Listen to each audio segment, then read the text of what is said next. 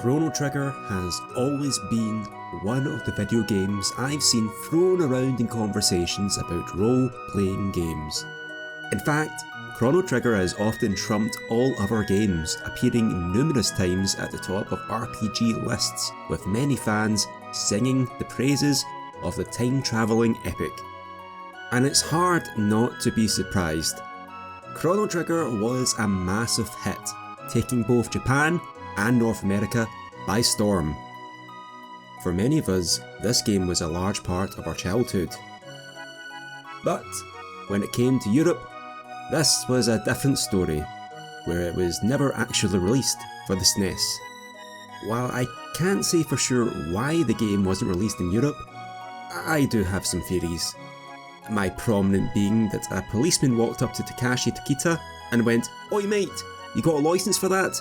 And Tokita was like, "Oh shit," and ran off. Despite releasing in 1995 on the SNES for both Japanese and American players, Chrono Trigger was not released in the EU or Australia until 2009, when the DS version was released. And it's a shame, because it took me about 27 years to actually finally play this game. Oh man, everything is just... the music, the characters, the plot, the gameplay. And it's really not surprising that Chrono Trigger hit the mark so well in all aspects. Chrono Trigger was a video game that featured collaborations between what could be considered the Triforce of designers: Final Fantasy's creator, Hironobu Sakuji, Dragon Quest creator, Yuji Horii, and the creator of the beloved Dragon Ball series, Akira Toriyama. Together, they worked to forge a series that would, appropriately, transcend time for many eras. Chrono Trigger is a role-playing game, which takes place across many different eras in time, ranging from prehistoric caveman days to the bleak, desolate future, with its drawing feature being the ability to travel through time. The game begins with the present year, 1000 AD, with our beloved anime hairstyle protagonist being awoken by his mother, and we're given the option to name him. Now, normally I'd give them a wacky name, but I feel I owed it to the game to experience it as seriously as possible, and simply kept all names as default. And besides, I didn't really feel the need to be creative. The default name of Chrono is already pretty wacky in itself. In his own timeline, Chrono lives near his scientific friend Luca, and meets with Marl, who is actually the princess of the land in this era.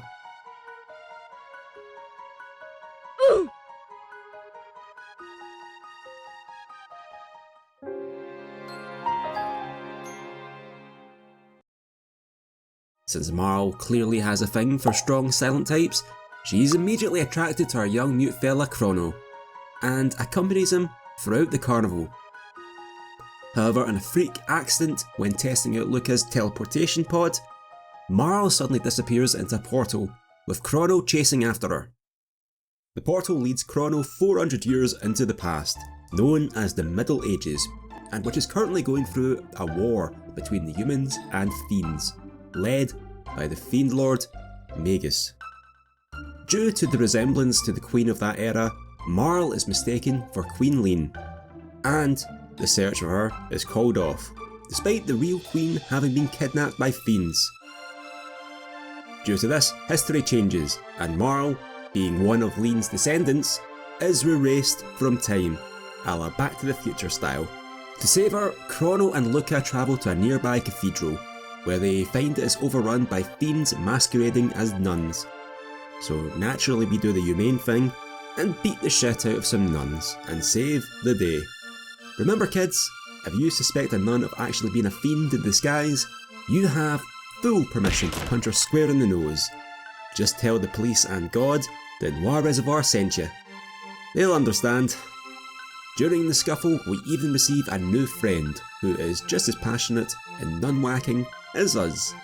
A walking, talking, sword-wielding frog. And his name? Frog. Bonus points for originality, fellas. Together with this incredible badass of an amphibian, they storm the dungeons of the cathedral in order to defeat the fiends and to rescue the Queen, and bring Marl back into existence.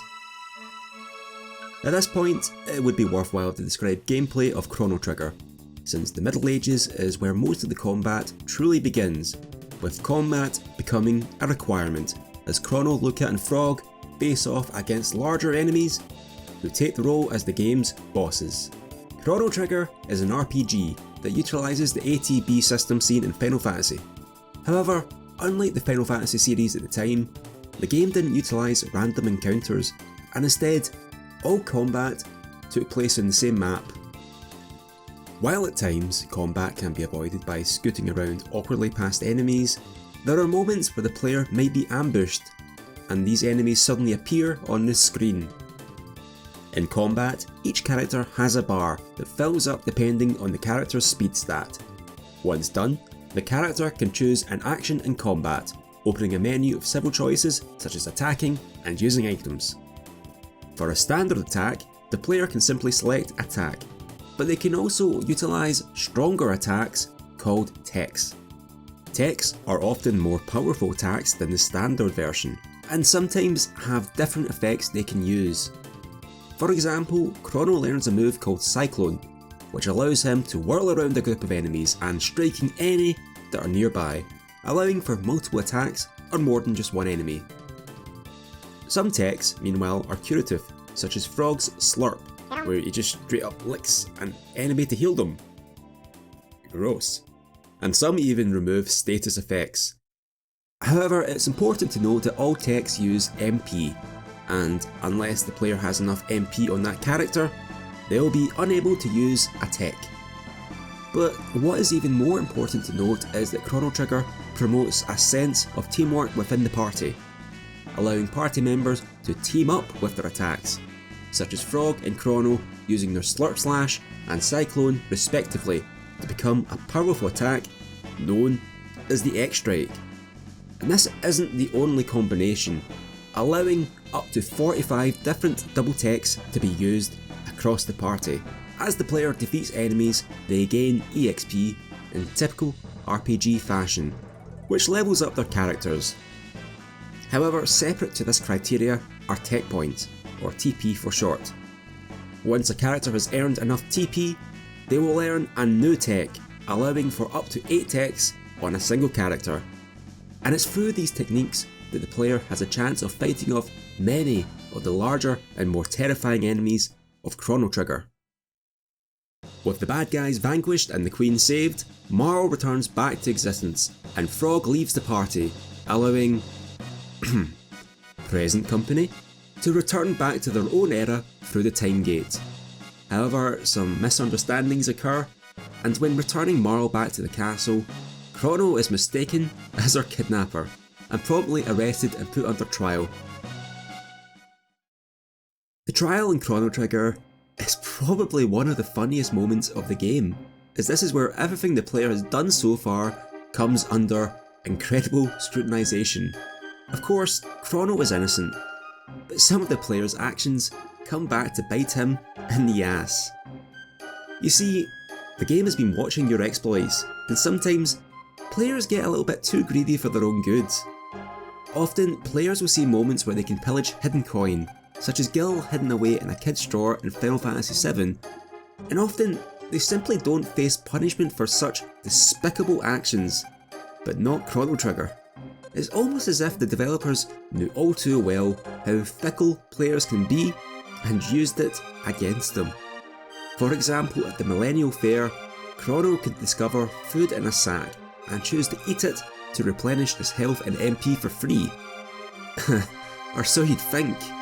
As it turns out, this sack is the lunch that belongs to a nearby old man, who arrives to chastise you for eating his lunch, showing just how scandalous the so-called innocent anime protagonist is.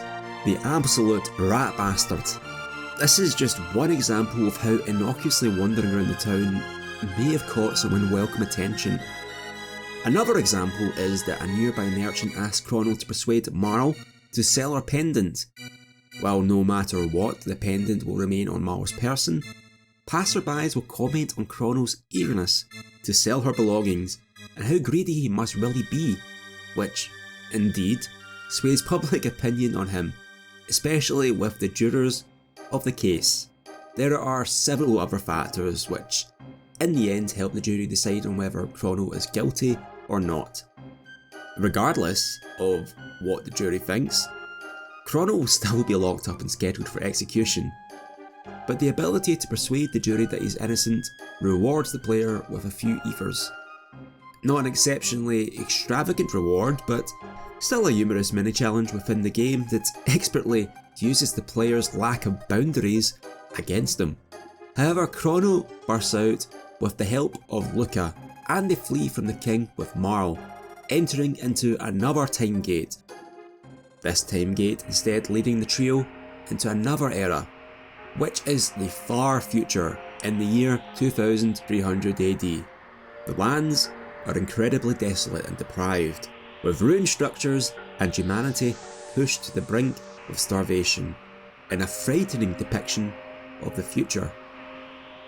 The party learns that the desolate future was caused by an emergence of a creature within the Earth's core, known as Lavos, who broke through the Earth's surface and drained the world of its energy, killing off most of its inhabitants of the world, which in turn allowed for artificial intelligence to take over and humanity to suffer immensely, starving and hiding away.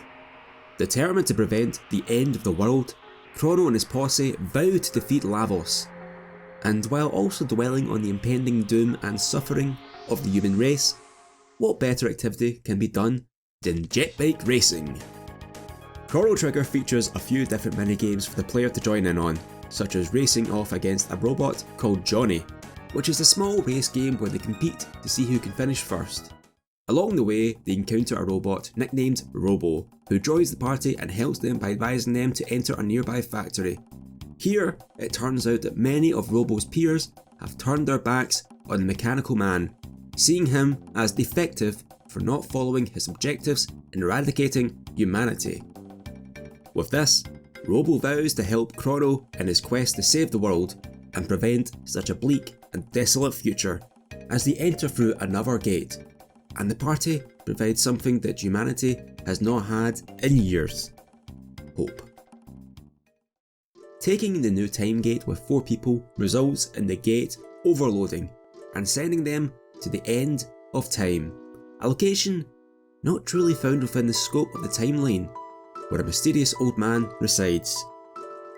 The end of time is an important hub for the players, as this is where most of the party will reside when they're not with Chrono. Although honestly it's not necessary, as the player can change the party at any time they are not in combat through the menu. A lot of the time gates to other eras can be found here, allowing the player to choose which era to travel to. But perhaps the most beneficial aspect of the end of time is the creature, Specchio, who reveals that Chrono, Marl and Luca have a hidden ability to utilise magic. For Luca, she's adept at using fire magic. For Marl, she's adept at using water magic. And Chrono is adept at using light magic. However, for Robo, as he's not a living being, he is unable to utilise magic. Later, Frog does permanently join the party, and he is revealed to be capable of also using water magic, much like Marl. These are the only 4 characters that can learn magic from Specchio, however. Specchio can also be fought and often changes his appearance and form based on the level of the party. However, I'll admit right now that I've never actually beaten him. The team return back to the present in 1000 AD, emerging from the closet in a town full of fiends who hold humanity in contempt after their war 400 years prior, where they worship the dreaded fiend lord, Magus, who apparently summoned the creature known as Lavos, dooming the planet. After helping fend off attacks on the bridge from Magus' general Ozzy, the party meets with Frog once more, who greets them, but, in a bout of sadness, states he cannot help, as he is no hero. But we'll put an end to such nonsensical thoughts. You shut your fucking frog mouth, you wonderful swordsman. You're beautiful. I won't tolerate such disgusting slander. The party journeys through a mountain, taking them to the summit with two children, who we proceed to beat the living heck out of. I'm not joking. But they're actually powerful beings known as Masa and Mune, who protect the legendary blade, the Masamune. So, in this case, child abuse is very much forgiven. Please, don't take this out of context. Once defeated, the duo allow Chrono and the crew to receive the broken Masamune, and to take it back to Frog, who provides the hilt piece of the Masamune, and the quest leads the group to seek to repair the sword, looking for a man known as Melchior, who happens to still be alive in the present. That is the bastard that tried to get Chrono to sell Marl's pendant and get him nearly executed. In order to fix the weapon, he needs a material known as Dreamstone, which unfortunately no longer exists, so why he chose to use it, nobody knows, as it allegedly hasn't existed in millions of years. But fortunately for us, this is a time game, and we just so happen to have a portal to 65 million years BC. Lucky. Their journey eventually leads Chrono and pals to the dinosaur ages, where he meets with Ayla, a cave woman chief, currently fighting reptiles, and who joins the party temporarily. Ayla, impressed with Chrono's strength, invites the group to her village, where they have a celebration, and she provides them with the fabled Dreamstone. However, after a whole night's bender, the party wakes up without the gate key needed to return home. As it turns out, the culprit is Ayla's partner Kino, who felt jealous of the attention Ayla was giving Chrono. And honestly, I cannot blame him. One of Ayla's moves in combat is to kiss one of the party members to heal them. The poor guy must have been heartbroken. It turns out that while he stole the gate key, the Reptites stole it from him, meaning the party has to track down the thieves in their lair.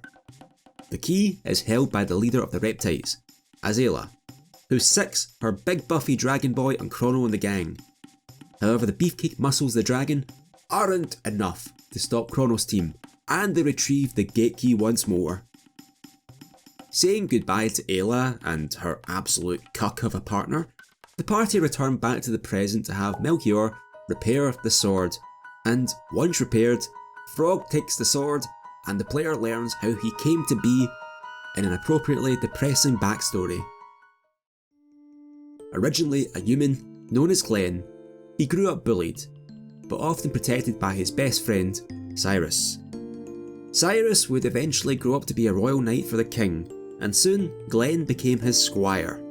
However, tragedy would strike, with Cyrus and Glenn facing the Fiend Lord Magus, which results in Cyrus's death and the shattering of the Masamune.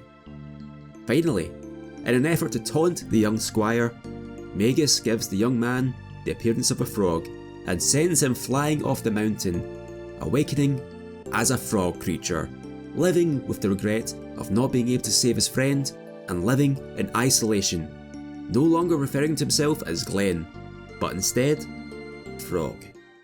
But seeing the Masamune restored, Frog decides to avenge his friend and to face on the Fiend Lord Magus. And for someone who complains he is not strong enough, he quite literally has no problem slicing a mountain in half to reach this Fiend Lord. I feel if you were to use this move in combat, we'd have been rid of Lavos long ago, Frog.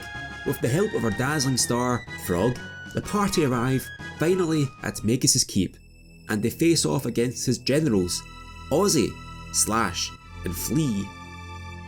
Cute.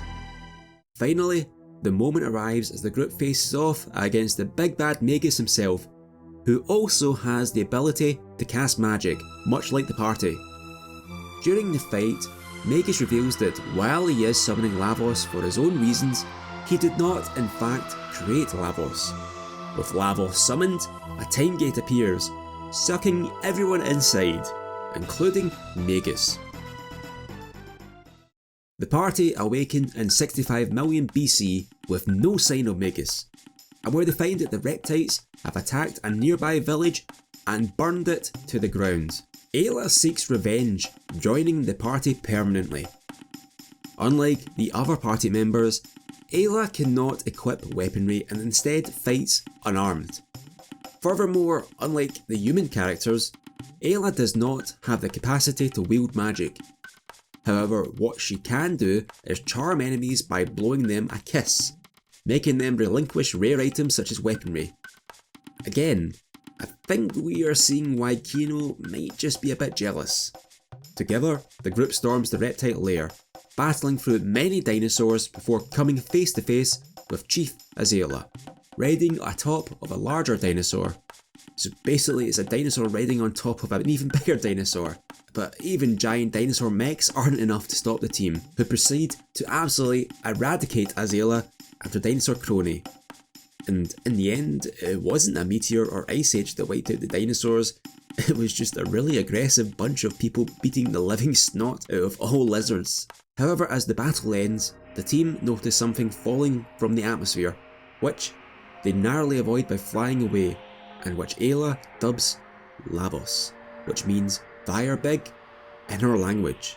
Lavos impacts with the reptile lair and destroys it, leaving a large crater where it once stood, before burrowing underground at the remains of the reptile lair from where Lavos crash lands. The party discovers another time gate. This time gate leads to a completely new era that the group have never seen before, which is referred to as the Antiquity Age. This era is set 12,000 years BC, and while the surface is covered in snow, there instead exists portals skyward, taking Chrono and the gang to the floating kingdom of Zeo, ruled by Queen Zeo, mother of Princess Shala and Prince Janus. The kingdom, unlike other eras, thrives on magic, with those being magical allowed to live above ground in Zeo, whereas non-magical beings are left to toil away on the cold surface of the world. Led by the Prophet and an overzealous queen, the queen looks to tap into the power of Lavos, using a device known as the Mammon Machine, in order to attain immortality. Chrono and the gang are soon defeated, but rescued by Princess Shala, who asks them to rescue a guru known as Melchior from the mountains of Woe. But before they can, the Prophet arrives and forces the gang back through the time gate and locks it, meaning that they won't be able to return back through. Fortunately though, another guru from the era was sent to the dystopian future and left his memory inside of a creature known as the Nu, and reveals that he created his own time machine, referred to as the Wings of Time, or the Epoch as the party dubs it. With this, the player can travel to time periods without having to use time gates, which is fantastic, as this means I no longer need to walk through Truce Canyons every goddamn time I want to come back to the year 600 AD. With the use of the Epoch, this allows the group to sneak back into the Antiquity era. Here, they rescue Melchior, who happens to be the same man they met that helped repair the Masamune, and who just so happens to be one of the gurus who was lost in time. With the guru rescued, the group set their sights on their next conquest, the Ocean Palace, where Lavos is being kept, and where the party eventually engage it in combat. Now, the Ocean Palace is a pretty important part of the game, so I think it's worthwhile to now discuss the difficulty of Chrono Trigger before continuing. I don't think Chrono Trigger is exceptionally difficult as far as RPGs go. Sure, on some occasions I found an enemy with a unique strategy, but nothing was quite too difficult. Of course, things definitely perked up towards the end of the game, but until this point, it was all smooth sailing. So you can imagine my astonishment when I went into the Lavos fight with absolute determination and watched helplessly as the boss proceeded to one-shot my entire party. Oh no, I'm dead. Oh no, I'm dead. The Lavos fight at the Ocean Palace is one of the most stunning moments in a video game. During the playthrough, the player is not expected to win this battle. The battle is definitely a lot harder than the player will be prepared for, and the game allows the party to die at this point and continue on, but not without a huge loss. The Prophet in turn reveals that he's in fact Magus, who attempts to defeat Lavos but fails, underestimating the being's power, leaving everyone at the whim of the incredibly powerful being.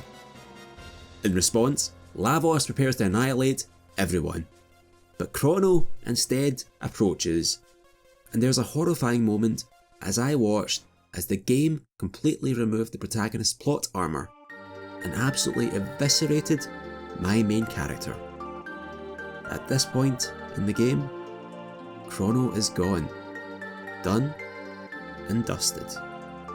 Defeated, Shala sends the remaining party back to the surface as the magical islands of Zeo come crashing down and the lands flood, and with Chrono dead, this leaves the rest of the party to pick up the journey in his stead and to combat Lavos to save the world.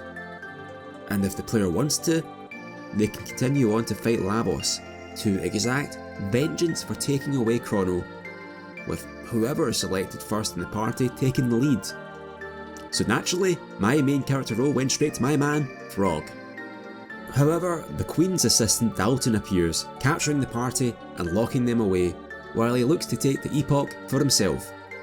Cue a rather cumbersome jailbreak scene where the player needs to skulk around above in the vents, avoiding enemies to take back equipment, items and money. While the party is scurrying around the vents, Metal Gear Soliding his soldiers, Dalton is busy making changes to the Epoch, changing it so that it now has wings and can be flown. Fortunately, this does more good than harm for our party, who proceed to break out of jail and take back the now flyable Epoch, which allows them to soar across the lands and warp to different eras at a whim. But before they leave, there is some unfinished business with a certain Fiend Lord. Magus waits at the cape to the north. As it turns out, Magus is actually Janus, the son of the batshit crazy queen hell-bent on absorbing Lavos' power for immortality, and he was lost in time after everything went wrong, teleporting himself alongside the gurus into different time periods. At this point, Magus will allow a boss fight with himself to kill him should Frog seek revenge. While Magus can be fought with 3 party members without Frog being there, our amphibian friend will instead seek to fight Magus alone in one-to-one combat if he is in the party. However, Frog can also make a decision that killing Magus won't avenge Cyrus, allowing the Fiend Lord to live and walking away.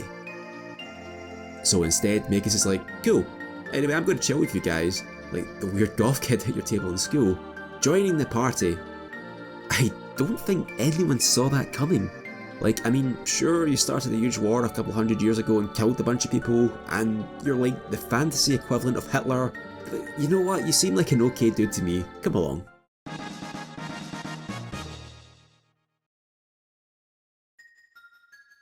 Magus is the final recruitable character, being completely optional, but honestly worthwhile to bring in your fight against Lavos. Magus, like Ayla and Robo, doesn't learn magic from Specchio, but this is because he already has the ability to use magic and comes with Fire 2, Ice 2 and Lightning 2, while also having access to Shadow magic.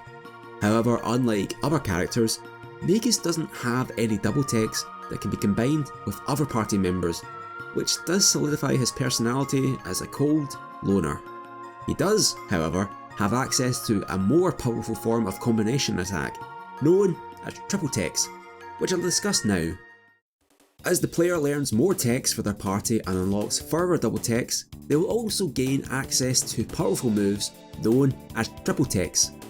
Normally these involve using Chrono, although naturally since he is dead, this does prevent a lot of them being used. With Chrono, these moves are learned naturally, but these aren't the only triple techs in the game. For triple techs with other characters, the player can find coloured gemstones, which allow other party members to use a triple tech as long as all 3 characters are in the party, have the appropriate techs unlocked, and have the appropriate gemstone equipped on one of them. Then, they will be able to use the triple tech. With this all done, the party can look to combat the final boss, Lavos, and avenge their fallen comrade Chrono. But that being said, all is not lost, especially for our main damage dealer character. At this stage, this is the penultimate chapter, before the end of the game. Upon reaching this part of the game, multiple side quests become available for the player to undertake, with one of the side quests being one to resurrect the deceased Chrono, in what is a pretty convoluted mannerism.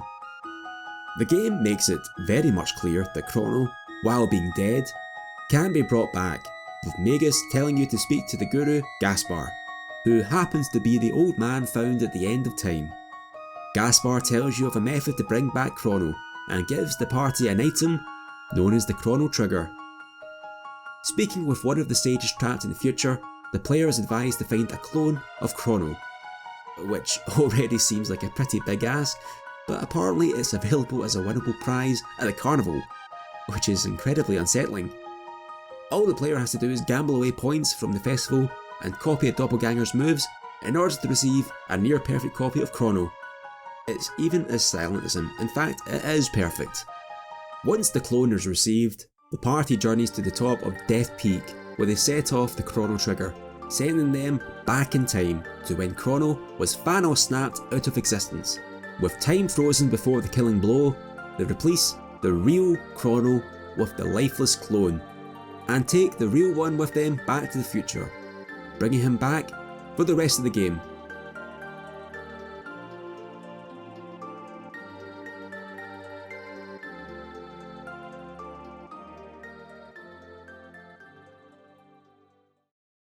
At this point, Chrono is no longer needed to be the playable character, but it honestly doesn't feel right to continue the game without playing as him.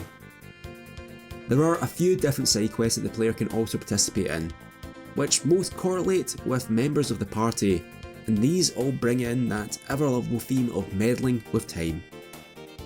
In the Middle Ages, Magus learns that Ozzy has taken control and becomes revered by the fiends of the village, so the party travels to put a stop to him. Likewise, a quest allows Robo to stay behind for the 400 years until the present in order to help a woman, known as Fiona, grow a forest. Once the forest is grown, the group camp there, with Luca discovering a time portal which allows her to travel back in time 10 years prior, to when an accident occurred, crippling her mother. And in this case, she can help save her, preventing her disability. For Marl, her side quest involves the search for the rainbow shell in the past, and her difficult relationship with her father in the present, after he's accused of attempting to sell the shell for profit. As it turns out, this is an elaborate lie by the Chancellor, who happens to be a fiend and ancestor of a similar fiend who also masqueraded as the Chancellor in the Middle Ages. Frog's side quest, meanwhile, features the party repairing runes in the Middle Ages and meeting with Cyrus's spirit, who confides in his deceased friend and finds true power through his weapon, the Masamune, making it the best weapon for the character. And for Robo, his quest takes place in the future in a dome run by the Mother Brain, harvesting humans for nefarious purposes, as it reveals he was created here and the Mother Brain was the reason for a robot uprising after Lavos' emergence. Through doing these quests, the party gains more equipment, including some of the best weaponry in the game. At this point, the team are likely strong enough to defeat Lavos, and can opt to fight him through different methods. For example, the player can teleport to the day of the apocalypse in 1999 by accessing the respective time gate at the end of time, which takes them to a fight with the outer shell of Lavos, where it mimics the attacks of previous boss encounters. Or they can instead completely bypass this fight by time travelling to the year 1999 using the Flying Epoch, which the party will decide to use the Epoch to crash into Lavos directly, bypassing the fight but wrecking the ship, meaning the party cannot leave, which honestly doesn't seem very worthwhile. But before this, there is one final test of strength that exists in the form of the Black Omen. Emerging from the ocean after the fall of Zeal, the Black Omen is the remains of the Ocean Palace. Black Omen rises in antiquity, becomes a constant across all future eras, looming ominously. In fact, it becomes so regular that even residents of nearby towns comment on it as if it is an everyday occurrence, alongside the weather. in a very creepy mannerism. The Black Omen can be entered in either the Antiquity, Middle Age or present eras, but arriving in the future instead shows it's locked, having gathered enough energy.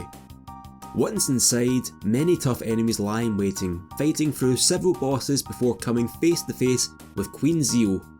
The player fights several enemies, including the first phase of Queen Zeo, the Mammon Machine, and then the final phase of Queen Zeo, who curses the team and calls upon Lavos, taking you to the fight with Lavos' exterior. The player can obviously bypass having to deal with the Black Omen if they take one of the other methods of tackling Lavos, but they do miss out on gear, items, XP, and most importantly, this is how the player unlocks New Game Plus after completing the game. Inside, Chrono and the team finally face off against the dreaded Lavos, fighting its second form, and then finally its core, which acts as the final boss fight of the game. And for final boss battles in an RPG, this is a weird one. For one thing, you face off against two little mini enemies alongside what looks to be the big bad boy himself in the middle, and that's where you'd be wrong. For apparently the real boss in this fight is this little guy on the right. Weird, huh? For reasons I'll explain later, I have fought the final boss encounter over a dozen times, and I honestly found my first playthrough of it being so easy, I was a bit confused, but I did pursue all avenues of exploration, so I figured I might have just overpowered myself. But later I encountered issues, namely with the randomness of some of the skills, such as one known as Curse, which removes status immunities and often leaves my party at the whim of Lavos. In fact, my third attempt at the boss was the true cursed run, as I found myself caught in a loop of status effects and death. But finally, after many fights, Chrono and his team emerged victorious against their fight with Lavos, and in the end, preventing the destruction of the world in 1999. The game ends with Chrono alive and attending the Millennial Fair, with his sentence revoked by the king, and everyone returning to their own timelines in an emotional goodbye. Luca and Marl discuss destroying the epoch, due to the fickle natures of disrupting time. But before they can, one of Chronos' cats rushes to the portal and his mother chases it, becoming lost in time, and prompting them to adventure forth once more across time.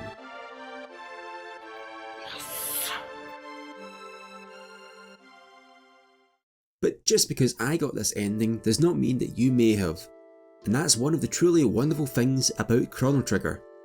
Chrono Trigger allows a lot of possibilities in the player's actions, and through performing different criteria, they can achieve multiple different endings. For the ending I have, there are many variations, such as whether the epoch was destroyed or if Magus was killed or not.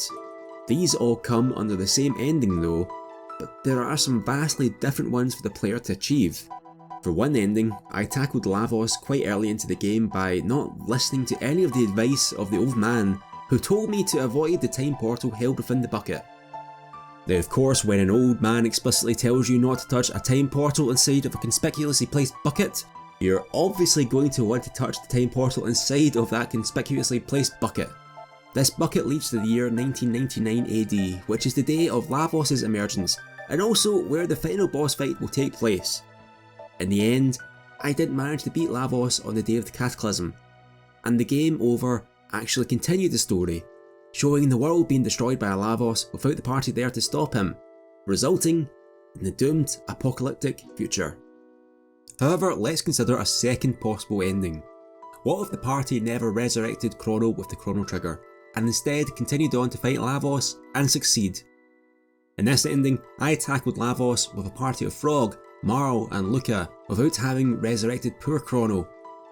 The game ends with Marl pleading that they need to go rescue Chrono, but everyone decides to leave for their own times, accepting that Chrono is gone, and Marl attends the same festival as the previous ending, albeit alone. However, everyone suddenly appears through a portal, with the party revealing that Gaspar has a means to save Chrono and chases after him. In the end, Marl is shown at the top of Death Peak, where a silhouette of Chrono appears in the distance, and she rushes off to meet him. having presumably completed the Chrono side quest after the end of the game. But that is only scratching the surface. While these would be considered the main endings of the game, there's in fact 14 different endings, including the ones I previously mentioned. These endings depend greatly on what moment Lavos is beaten, as the player can opt to fight them early on, such as what I did when I first arrived in the end of time during my first playthrough.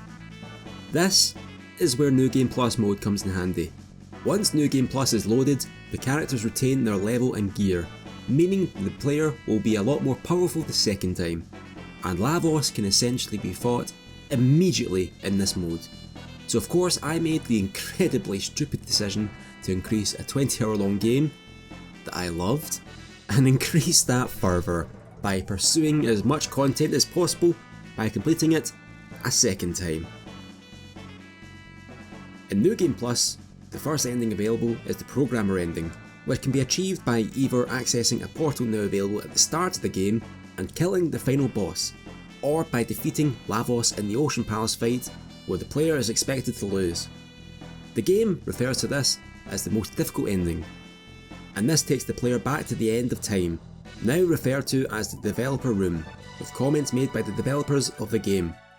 The next available ending becomes available upon returning back from the Middle Ages, having saved Queen Leene, and fighting Lavos immediately. This leads into the successor of Guardia ending, which revealed that the history has been changed, and Frog and the Queen wed, making Marl some sort of weird frog-human hybrid freak. You ever see a frog, kid? Not all of the endings provide a form of comprehensive story, and at times are exactly very rewarding. The next available ending is called Good Night and is achieved by defeating Lavos after reaching the end of time, but before learning about the legendary hero of the Middle Ages. This ending is simply watching credits, as you watch different creatures interact with each other. It's the equivalent of waiting for the end credit scene of a Marvel film, but Chris Evans shows up at the end, telling you wasted your time. And you wonder why you waited so long for something so disappointing. How many more of these? And this isn't the only ending like this.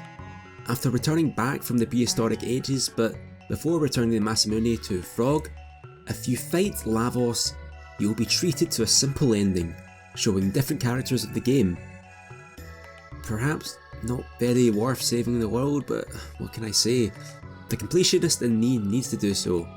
Another ending like this can be seen when the player arrives at the Zeal Palace, and Shala enters through the sealed door, but the player does not power up the pendant.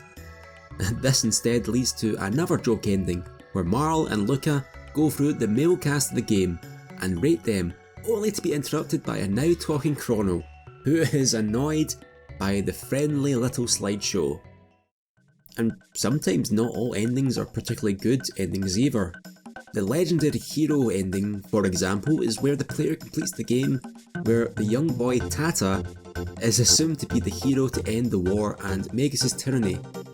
After a strange introduction where Robo and his Robo girlfriend are depicted together and recreate the opening scenes of Chrono Trigger, the game returns to the Middle Ages, showing Tata heading off to confront Magus in his castle. Upon reaching the end, however, the throne room is accompanied by Chrono, Marl and Luca, who raise their weapons as Chrono laughs. What? The next ending is where the player takes the hero's badge from Tata in order to prevent whatever cruel fate awaited him in the previous ending.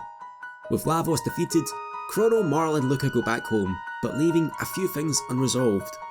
For example, the battle between the reptiles and cavemen is still going, and Magus and his generals are still alive, leading the conflict to continue on, while Frog finally leaves his hermit home, and Robo just runs around, I guess. Ah!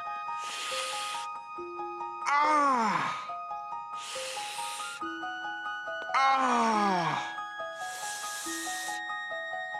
Ah! Ah! Another ending appears when Frog receives a repaired Masamune, but the party does not defeat Magus and instead fights Lavos. This leads into the Oath ending, where Frog leaves, stating he has some business to attend to. As Magus was never confronted, Frog decides to fight him alone, defeating his generals, and the game ends, as the showdown commences, with a lone silhouette standing on top of the castle at the end, but without knowing if it is Magus or Frog who has won in the end. The next ending possible is the Dino Age ending, where Lavos is defeated after defeating Magus, but before defeating the leader of the Reptites, Azela. Because the Reptites were never defeated, humanity inevitably lost the war, and the time is changed so that Chrono awakens as a Reptite himself, and all of humanity has become dinosaurs, as the opening of the game is shown once more, but from a more lizard point of view. The final story ending that can happen is where Chrono and the gang never involve themselves with the events in the Kingdom of Zeal before tackling Lavos head on. While they are all safely back in their own times, Magus still resides in the Antiquity Age and enters the Ocean Palace alone to fight Lavos, which, as we know, will most likely not work out too well for him. This brings us to the end of the original Chrono Trigger's endings, but what you might not know, if you haven't played the 2008 re-release, is that new additional content was released, including new dungeons, bosses, and most importantly, a new ending. Once the game is complete, the player is shown new portals opening up which can be accessed in New Game Plus. These are dimensional vortexes which appear in Antiquity, the present, and the future. These dimensions feature both old content and new, with the game forcing the player to traverse through some of the older maps, as if the player is lost through the ages of time in this portal. Regrettably, all the enemies are the same as they appeared in the map, so I would have hoped for some sort of beefing up of these enemies, but alas, it was just plain old grinding mode where enemies showed up and I would just swat them with the auto battle. However, after going through these initial maps, newer content becomes available, such as a new dungeon to travel through, and finally, a showdown with a boss. In the Antiquity era, the final boss is a shade of Marl, whereas the final boss of the future is a shade of Luca. And finally, in the present, the party encounter Dalton, who vows to gather forces to take over the kingdom, and once papped out, the players fight against a shade of Chrono. During these fights, the respective boss doppel need to be faced by the respective party member, who takes the lead in the final area, which is a location from the character's past. And once complete, Luca, Marl and Chrono will receive a permanent upgrade to their stats, depending on which boss has been fought. Once all three dimensional vortexes have been conquered, the party are alerted to some changes made to the bucket portal in 1999 by Gaspar at the Ends of Time. This now gives the player the choice to tackle Lavos in 1999 as usual, or to enter Beyond Time's Eclipse, leading into the secret final boss, the Dream Devourer. It's a bit hard to go into what the story is for what this creature is, as this is actually a tie-in to the sequel, Chrono Cross. I haven't actually finished that yet, but what I do know is that the Dream Devourer is the cross between Lavos and the missing princess Shala, which becomes a prominent plot point of Chrono Cross. Magus attempts to rescue her but fails, and it leaves Chrono and friends to save the day, and for such a beefed up version of Lavos, it actually wasn't too difficult, in figures. However, despite my party clearly kicking its ass, the trio are blasted by a ray and left out for the count, showing just how powerful this beast is. In order to save them, Shala whisks the party and Magus away, asking them to forget about her, and ending the game one final time, as Magus wanders the forest, having lost his memory, but vowing that he knows he has forgotten something and will find it once again. The game ends, not showing what happened with Chrono and his party, but leaving a more open end towards where Chrono Cross comes into the picture. Despite having never had the privilege of growing up with Chrono Trigger, it amazes me how quickly it absolutely engrossed me. As someone with adult responsibilities, it's pretty hard to really devote myself to games that are story heavy and long, especially role-playing games such as this.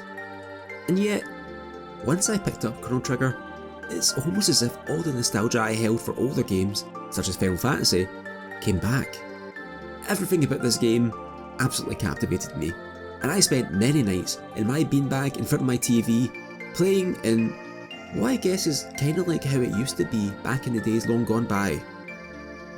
Chrono Trigger was an experience where I found myself rolling my eyes at some of the goofy jokes, and yet also sitting in silence, stunned at moments of genuine sorrow. And perhaps that's why Chrono Trigger goes down as one of the greatest Japanese role-playing games of all time.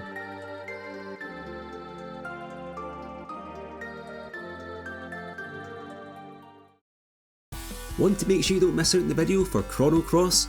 Then make sure you don't forget to subscribe to Noir Reservoir and click the little bell down there to be kept up to date on all future Noir Reservoir videos. And if you want to help support the channel, please consider liking the video and sharing it with any role-playing game aficionados you think will appreciate it. And finally, why not consider following my Twitter for all the danky memes? I'm sure you won't regret it. Probably. So until next time, my friends, I'll catch you later.